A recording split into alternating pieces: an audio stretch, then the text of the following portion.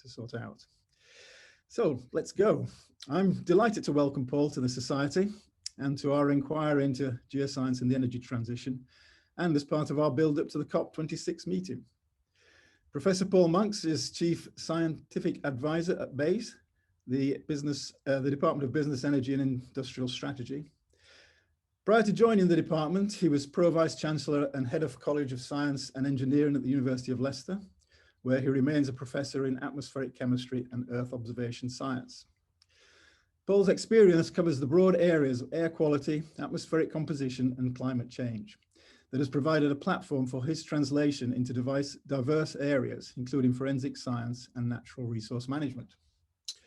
Paul also has an eye for business, being the founding director of GSTEP, a university initiative with the aim of innovating the use of space-based data to enhance the competitiveness of industry, particularly the SMEs.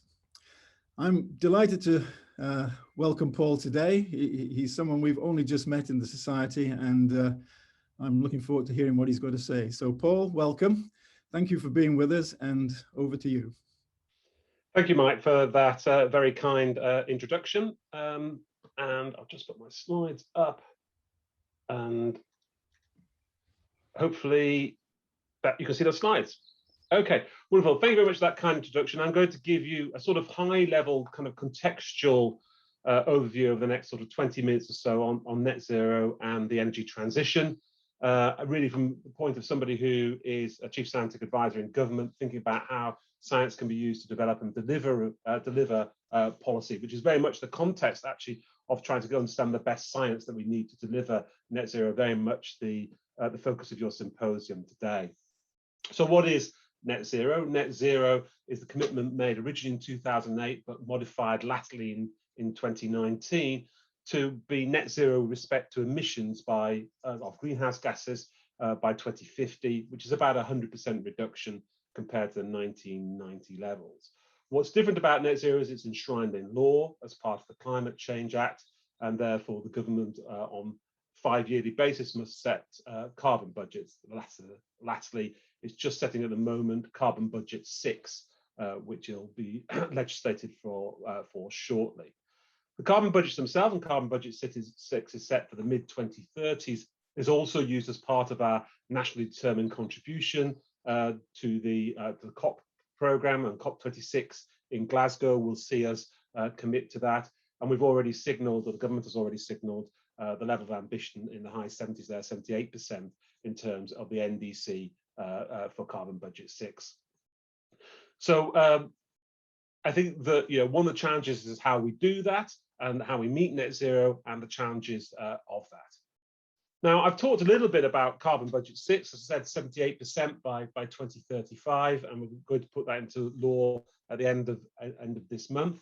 It's worth thinking a little bit about what the main elements of that are in terms of reaching that carbon budget 6. They see a considerable expansion in low carbon energy supplies, a take-up of low carbon solutions, less carbon intensive activities, as well as transforming agriculture. And very much this is going to need the engagement of a wide range of scientific communities, including actually crucially the geological community, as I'll go on to explain a little bit later.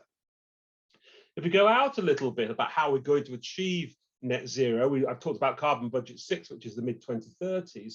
The Climate Change Committee advises the government on that. And in a recent report to inform carbon budget 6, they put this forward as the types of abatement that are going to be needed in order to meet net zero in the so-called balanced net zero pathway. Clearly, we're going to have to reduce demand.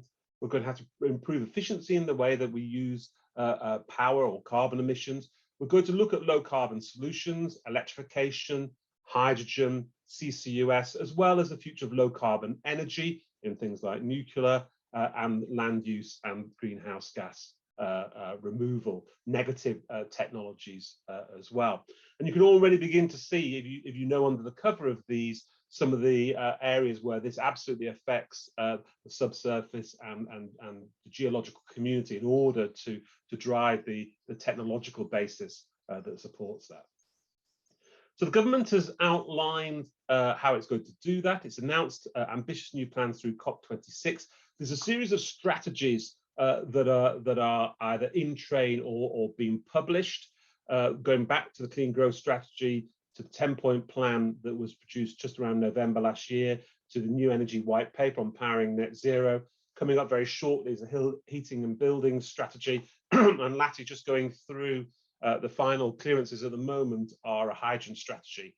And latterly this year, they'll be brought together in a wrapper around the net zero strategy, which kind of brings together the vision of doing that. So the detail, in some senses, of how to do this, from a policy perspective at least, are given in many of these strategies. But just to kind of give you a flavour of where our emissions sit today, you can see the different sectors. I've just put them in different sectors here: transport, business, power, etc. You can see the percentage of the emissions in these sort of sectors. If you think the way these sectors intersect with life and the way that we conduct life, you can see really we're going to require an economy-wide transformation by 2050 in order to achieve net zero. And it's worth bearing in mind this is absolutely a systems problem, and a systems of systems problem as that. And this is just a simple systems map looking at actually the energy transition, going from, on the left here, electricity, oil and gas, to again those sectors I had on the last slide: industry, buildings, the land use sector and transport sectors as well, and looking at how those energy vectors will change and what the systems relationships between those energy vectors are.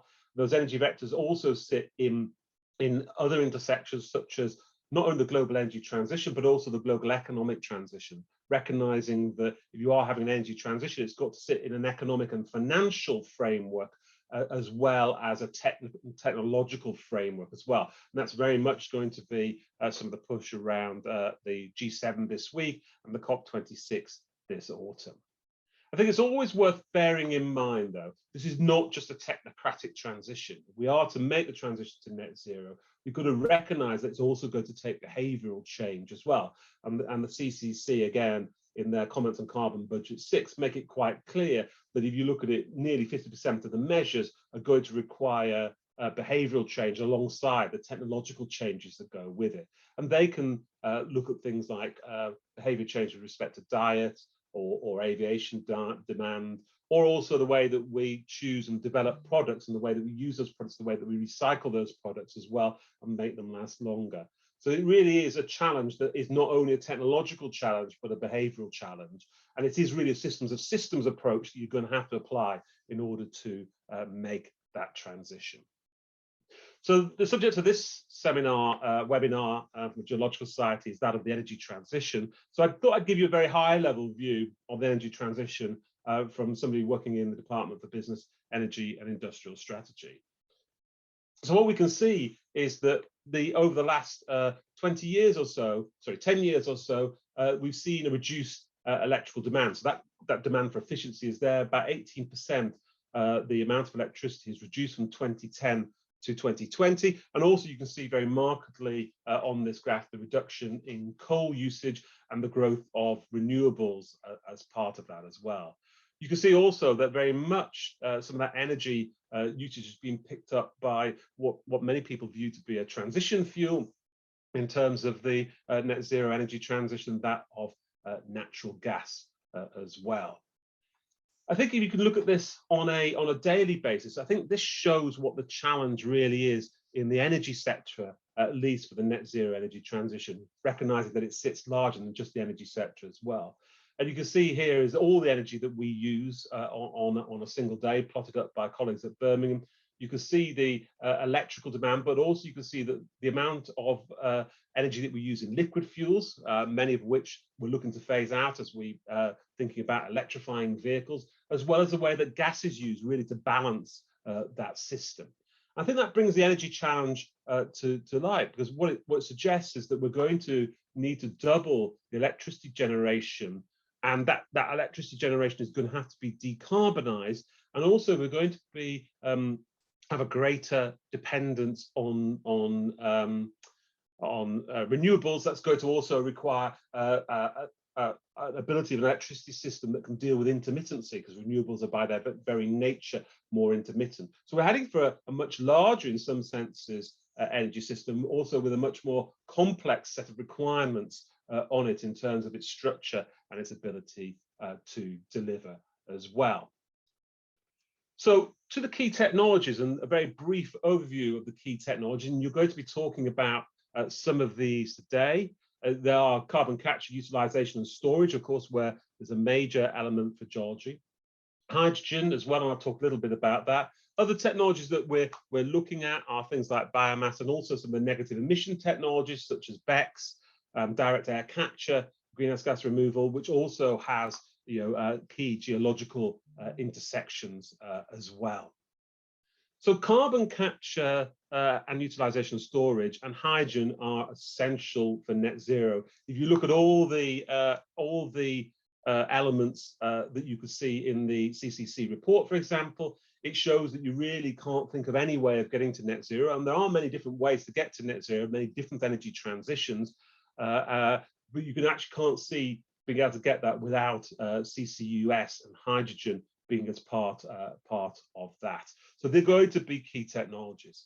I know you're going to talk a little bit about CCS in your seminar today, but CCUS is likely to be very important. The government has just announced its cluster sequencing for carbon capture, use and storage phase 1, coming out of the 10-point plan, which I mentioned was published last November. It's going to look to talk to organizations to identify and sequence which CCUS clusters are suited to deployment by the mid-2020s, and then we'll have the first opportunity to negotiate for support from the government's CCUS plan.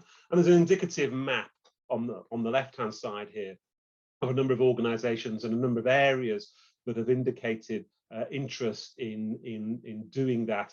And the CCUS is going to be an incredibly important part of that, and definitely links to this question of the subsurface and the subsurface exploitation.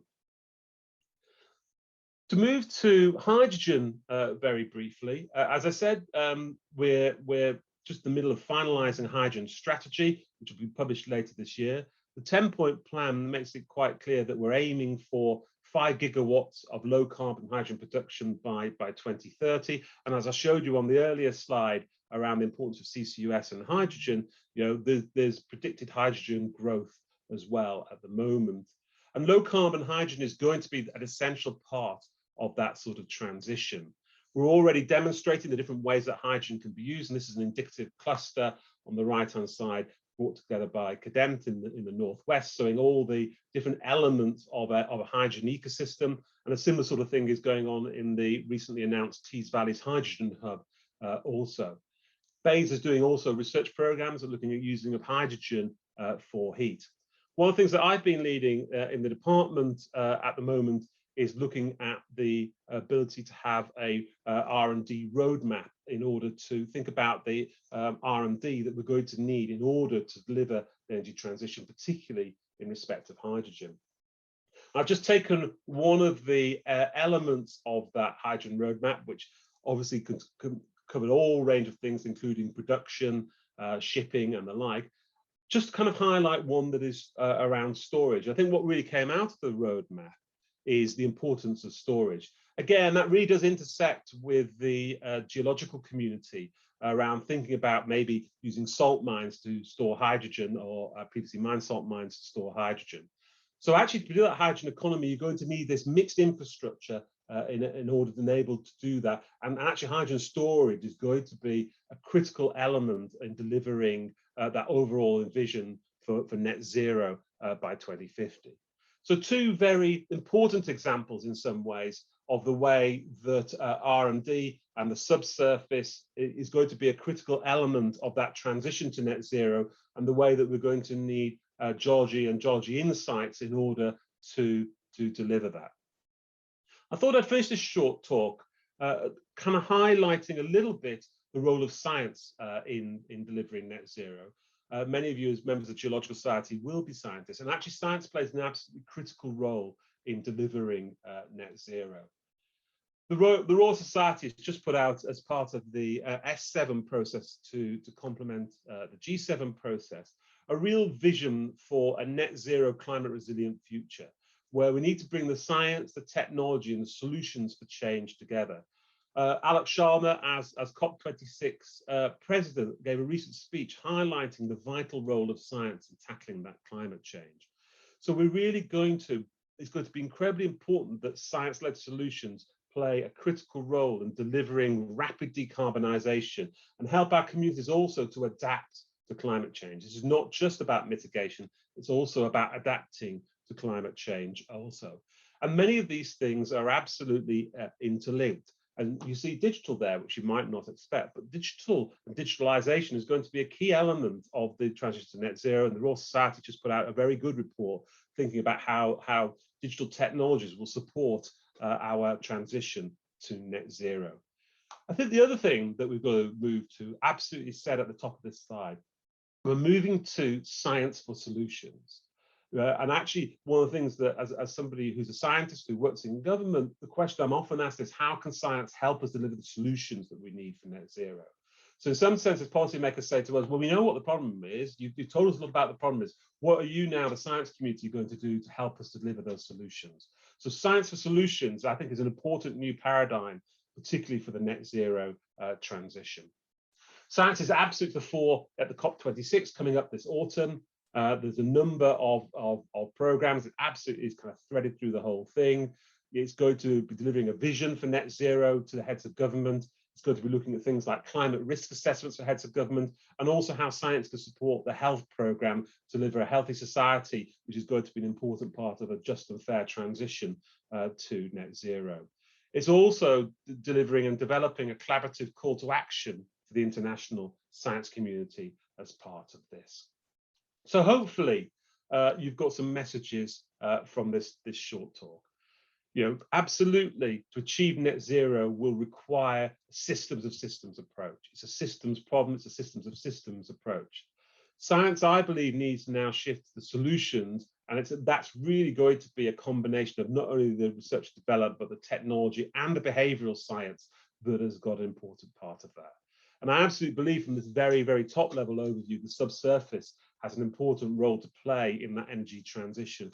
We won't be able to do it without the insights and support and help of the science community and the business community and the industrial community working together in order to support that energy transition. So thank you very much for listening today. You can follow me on Twitter if you like. I often tweet about things to do with the net zero transition and some of the great science that's going on across the UK to support that transition.